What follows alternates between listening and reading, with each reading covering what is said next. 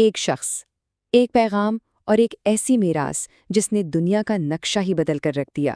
تو چلیے آج سفر کرتے ہیں اس شخصیت کی زندگی کا جو تاریخ کے دھارے کو موڑنے اور ایک عالمی مذہب کی بنیاد رکھنے کا سبب بنے۔ اور اس سوال کا جواب جاننے کے لیے ہمیں سفر کرنا ہوگا 6 صدی عیسوی کے عرب کا۔ اس تاریخی تحریک کے پیچھے جو انسان تھا اسے سمجھنے کے لیے پہلے اس دنیا کو سمجھنا ہوگا جہاں انہوں نے آنکھ کھولی۔ ذرا تصور کیجئے 6 صدی کے عرب کا۔ یہ ایک ایسی دنیا تھی جہاں قبائلی وفاداریاں ہی سب کچھ تھیں۔ مکہ ٹھیک ہے، صحرا کے بیچ ایک مصروف تجارتی مرکز تو تھا، لیکن پورا معاشرہ شرک کی بنیاد پر بٹا ہوا تھا۔ ہر قبیلے کے اپنے دیوتا، اپنے اصول، اور اسی ماحول میں ایک بہت بڑی تبدیلی کی بنیاد رکھی جانے والی تھی۔ تو اسی دنیا میں، اسی ماحول میں محمد صلی اللہ علیہ وسلم نے پرورش پائی۔ بچپن میں ہی یتیم ہو گئے، لیکن اس کے باوجود انہوں نے اپنی ایمانداری اور کردار کی مضبوطی سے معاشرے میں ایک خاص مقام بنایا۔ وہ ایک کامیاب تاجر بنے اور لوگ انہیں الامین کہہ کر پکارتے تھے، یعنی وہ شخص جس پر آنکھ بند کر کے بھروسہ کیا جا سکے۔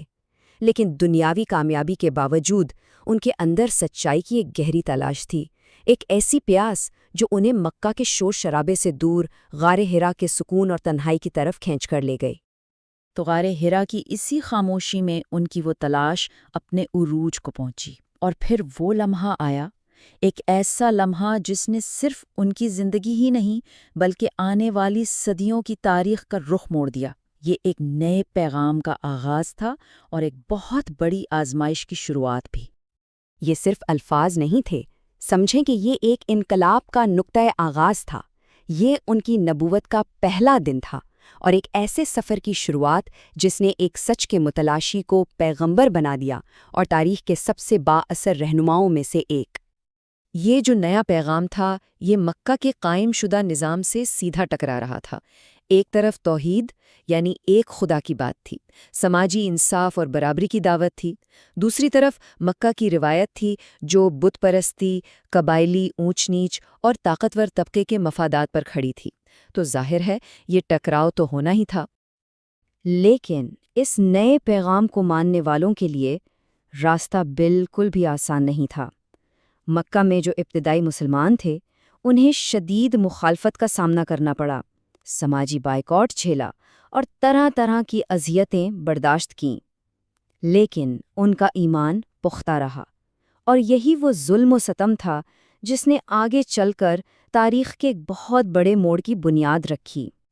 تو جب مکہ میں حالات ناقابل برداشت ہو گئے تو کہانی میں ایک نیا موڑ آیا، ایک نیا باب شروع ہوا جسے تاریخ ہجرت کے نام سے جانتی ہے۔ اور یہ صرف ایک شہر سے دوسرے شہر جانا نہیں تھا، یہ ایک ستائی ہوئی اقلیت سے ایک خود مختار کمیونٹی بننے کا سفر تھا، ایک بالکل نئی شروعات۔ دیکھیں، ہجرت کوئی اچانک لیا گیا فیصلہ نہیں تھا، بلکہ یہ ایک بہت سوچا سمجھا ایک اسٹریٹجک قدم تھا۔ یثرب، جسے بعد میں مدینۃ النبی کہا گیا، اس نے انہیں اور ان کے ساتھیوں کو پناہ دی، اور یہاں ایک ایسی کمیونٹی کی بنیاد پڑی جو قبیلوں پر نہیں بلکہ ایک مشترکہ عقیدے پر متحد تھی۔ یہ وہ لمحہ تھا جب ایک ستایا ہوا گروہ ایک منظم اور خود مختار معاشرے میں بدل گیا۔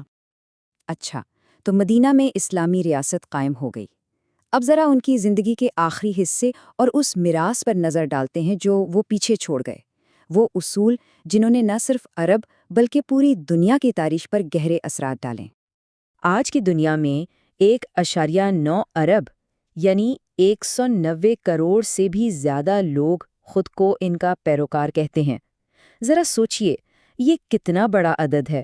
یہ اس بات کا ثبوت ہے کہ ایک شخص کا غار حرا میں شروع ہونے والا سفر کیسے ایک عالمی تحریک بن گیا۔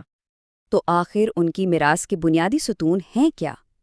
سب سے پہلے تو توحید یعنی ایک خدا پر پختہ یقین، پھر سماجی انصاف کا ایک مکمل نظام، تیسرا امت کا تصور یعنی رنگ، نسل اور زبان سے بالاتر ایک عالمی برادری، اور آخر میں زندگی کے ہر معاملے کے لیے ایک واضح رہنمائی جو آج بھی ان کے ماننے والوں کے لیے ایک روشنی کا مینار ہے۔